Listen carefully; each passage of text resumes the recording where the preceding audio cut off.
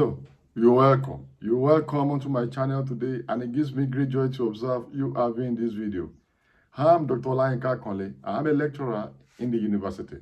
I'm a migration expert. On this channel, I do a number of stuff, but all the stuffs I do, you can cluster them into four: sociology, research, relationship, and migration. Meanwhile, if you have not subscribed to this channel, kindly go ahead and tap subscribe on your screen right now. Click subscribe on your screen right now to subscribe to this channel. So this video is within the framework of migration, and you can view my playlist on migration. So the title of this video is Sort Out These Things, Sort Out These Issues Before Moving Abroad to Avoid Regret. Sort out these things, or sort out these issues before moving abroad to avoid regret.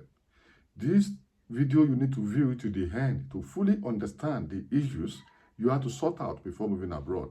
Or even if you're already abroad, before you bring more people in, or if you're in Nigeria before you move, or even if you're a consultant, migration expert, you know how to advise others.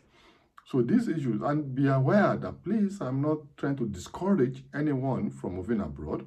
I'm not trying to encourage anyone unnecessarily before moving abroad. I'm not discouraging you from going abroad or discouraging anybody.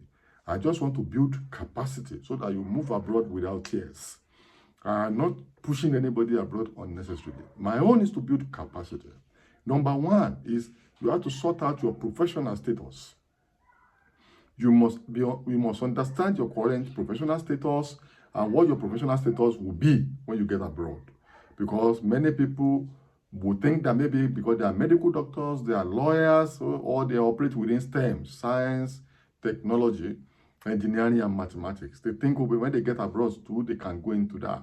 But this is not so easy. Many people have been forced to change their professional line or career line. Many have been forced to abandon their professional line, and they are frustrated because of that. Many are depressed because of that.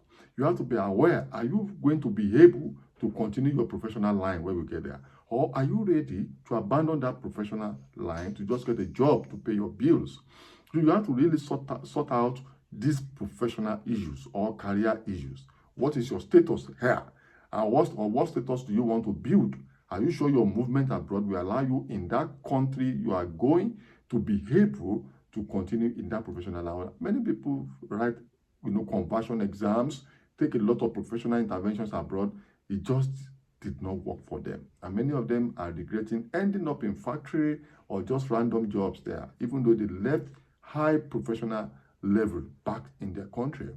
The other issue you have to sort out is if you have dependents, maybe you have adult children or young children, or your spouse is going to move abroad on account of your own visa, or dependents generally. You have to be aware that your dependent will have to depend on your own visa condition in many countries.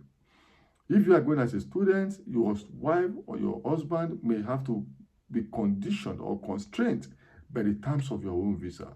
Then if they are professionals, are they going to be able to also fit into the profession overseas? So study the issue of restrictions for your dependents, if any.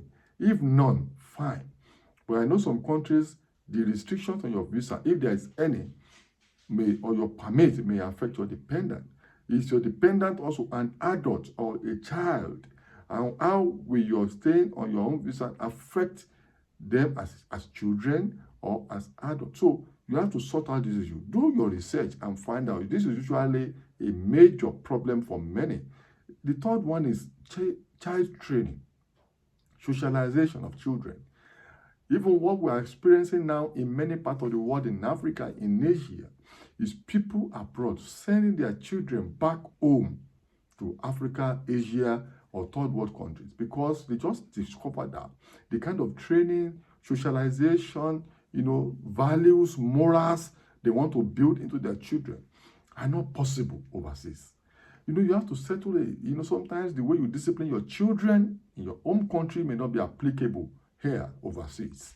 Issue of corporal punishment, issue of raising voices, if your values, if you are African, if you still think you want your African values to be inculcated in your children, you may think twice, because overseas, the children may become more even influential in some instances. Government may take over the child training, and the values abroad may be at conflict with the one you are coming with from your home country.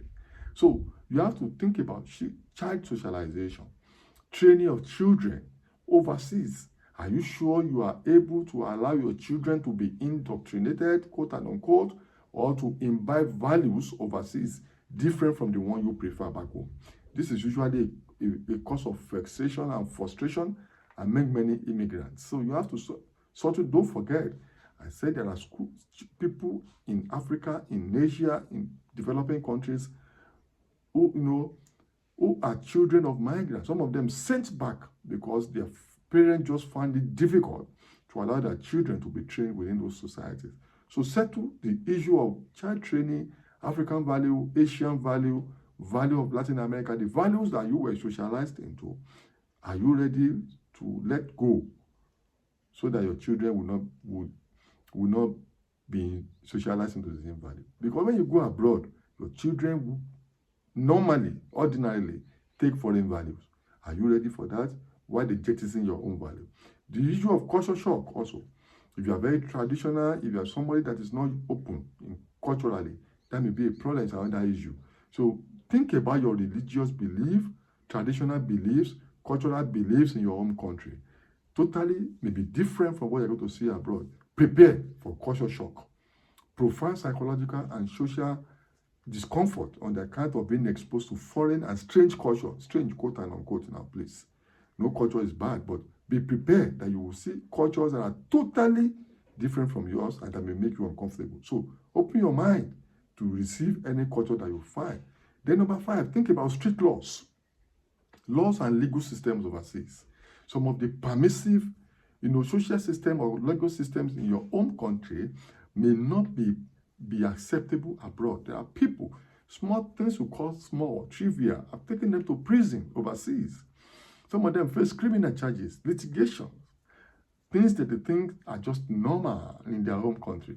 So overseas, you have strict laws abroad, strict legal system. That's just small side stuff. There's something like, I'm sorry. There's something like, I will not do that again. Prepare yourself and school yourself very well. Research those behaviors that you know that are common to you and see if they are tolerated abroad. That place overseas is purely legal. Law runs everything. And be mindful of this so that you don't just end up on the wrong side of the law before you know it. So strict, then you look at spousal and family understanding. If you are married or you are dating or you are in courtship or you have families, you have to sit and understand that where you are going may jeopardize your family stability. You are used to coercive control. You just use force, you monitor people, you just behave like a warrior. You just coerce people to obedience.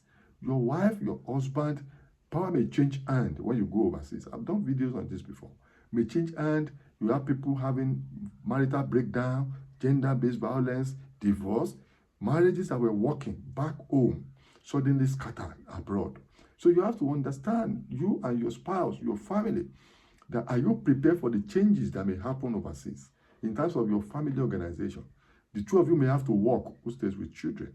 The wife will be the only one working. The husband may begin to feel disempowered. And this can cause irritation. This can cause violence. If you are just somebody that used to patriarchy, or you are a man that used to ordering people around, this may not be possible abroad again. If a man that's always been the breadwinner, the wife will become breadwinner overseas. Are you ready to take the role of being dependent? From being the breadwinner, from being the head to then becoming the tail? This happens generally. I'm not saying it will happen, but it's common. And this is why you will be the one controlling your wife back in your country or controlling your husband back in your country. Overseas, your spouse, your husband, your wife will be the one controlling you this time. So things may change. The roles may reverse. Are you ready for this? If you are not ready, sit down and have this conversation and face the reality. Because this is where you have gender-based violence, high level of marital breakdown among immigrants abroad. And it causes a lot of mental stress and problems for people. Then you have to have financial discipline. You will depend on credit card. But that does not mean you have to spend carelessly. Otherwise, you go into debt. And this can cause a lot of problems for you. It may affect your credit rating, that you become frustrated and stranded overseas. They depend on credit overseas, but once your credit rating is affected by careless spending habits, you just swiping your card, you don't know your limit. What some people have done is rely on debit card rather than credit card. Yeah, I've seen this a lot overseas. So that people who are not disciplined enough to manage to control themselves financially, they depend on debit card. You can try it also if you are not so financially disciplined, so that you don't run into trouble. Then be familiar with the cost of living crisis. Overseas, life can be very expensive. So prepare ahead. That how are you going to, are you ready to pay 40% of your income in tax? Are you ready to pay 40% of your income in rent? Then the rest on grocery, and then you may not have savings. Are you prepared for that?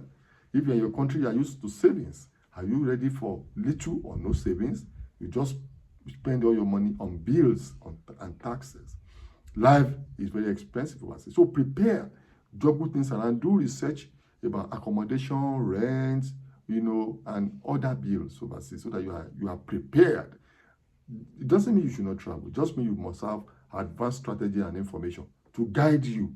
Then be careful of class suicide. Many people are on higher class or middle class, upper class in their country. They simply get abroad, they become lower class. Are you prepared for that? It happens. So I just say, I'm not saying it will happen to you, but it happens. So prepare and avoid class suicide, so that you don't move from middle class or upper class to lower class overseas. It can be very traumatic. Check your strategies to be sure that it will not happen. And if it's going to happen, are you prepared for it? Till I see you in my next video, click subscribe and share this video as widely as possible. I wish you well. Bye for now.